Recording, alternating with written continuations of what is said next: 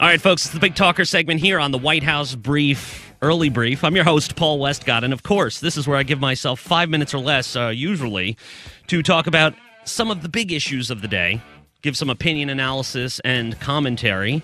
And today we're talking about the TARP program, and we're going to be talking about the pay czar and his latest rules, because we have to mention TARP along with all of this, because that's what it's all about, because there's been some confusion as to my position on this, as to what it really means for the government to be involved with corporate America. Now, these CEOs, I hate them as much as you do.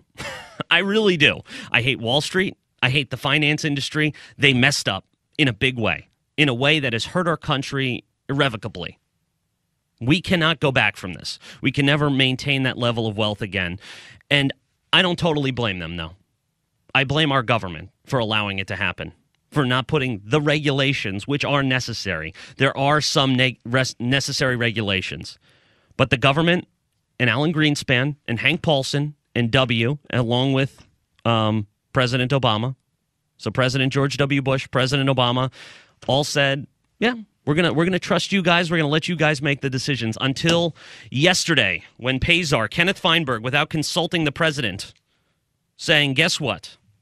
We are going to be capping CEO pay. We are going to be cutting it, slashing it by about 90%. Bonus pay, of course, by 50%. It's too little. It really is too little. It's not enough. And what I mean by that is not that the government should be getting involved after the fact. Not that the government should be stepping back. You know, they shouldn't be, should be going into the books of a private organization. Yeah, we gave them the money. We have to live with that. That's it. Our leaders said to them, we're going to give you this money. No strings attached. Here's a 3-page document. A 3-page. My notes for the show are 6 pages. A 3-page document saying, yeah, here it is. Here's our plan. Here's our plan for $800 billion, almost $800 billion that we're going to give to you. And now we're never going to see it again. And so the plan by the pay czar is to interfere with private organizations. But then many of you will say, and this is a very valid point, very fair point, but we gave them the money. They're running on our money. That's true. We should have never done that in the first place. But you don't get to go back. We made the mistake. The government made the mistake. And now those who voted for it, from the left all the way to the right, have to suffer for it. They have to suffer the political ramifications for doing the country wrong. They were bad. They were bad. They were wrong in bailing out companies that failed.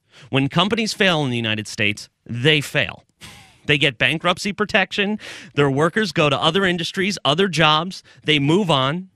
And the company is allowed to sell off its assets to other buyers who can finance, who made the right decisions. And then those assets can be built back up, or they can be thrown out when you say, this isn't worth anything.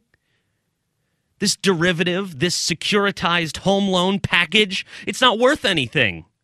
Get rid of it. Dump it. There's going to be some loss. There's going to be some hardship. And it's going to be horrible, but we'll rebuild. That's what we do in America. We rebuild it. We come back stronger. That's what I love about this country.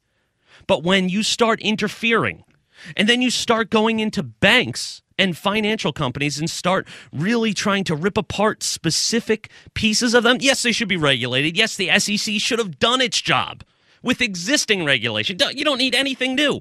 Have the SEC, which is run by Goldman Sachs, do its job. And note, the two organizations which are exempt from this whole pay czar nightmare scam that they've got going on are Goldman Sachs, Government Goldman, and J.P. Morgan, who both made billions this quarter. Congratulations, with our money, all on our backs. But they're exempt from it because Goldman is so tight with the administration. And if you look at what the pay czar is doing, it's not even accomplishing that much. They're getting the money in stock. They're saying you have to be more invested in your company. Great. That's something they should have decided from the beginning. It's something their board of directors should have decided from the beginning. It's something the shareholders should have been able to vote on in these companies. That's what we do. We rely on industry to help raise capital, and especially the finance industry. We rely on them. We do. It's how this country works. But that does not mean they are deserving of a bailout. We have other mechanisms, other ways to raise capital in this country. And the banks should never have been too big to fail. That's last year's argument, sadly. Sadly, it was allowed to happen. Now, the Democrats, along with the Republicans, are ducking for political cover, and we're allowing this to happen now.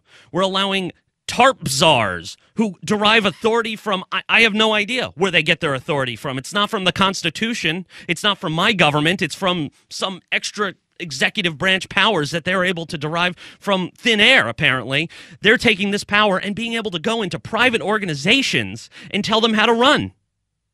Where does that stop? That is wrong. Should we be going after these people, the banks, the bankers?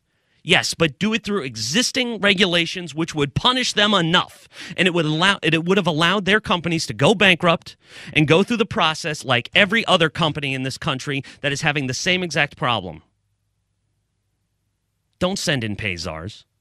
Don't send in people to go in there and just and try and take over companies and drive top talent out of there. Now, a lot of these people, they're responsible for the downfall, and I wouldn't call them talent, but they are people who know how to run these organizations inside and out, for better or for worse, and they saw what was coming, and they allowed it to happen. They're idiots, plain and simple. However, we don't get to go in there afterwards. The government does not get to go in there and regulate companies because for some political cover. They're looking for political cover.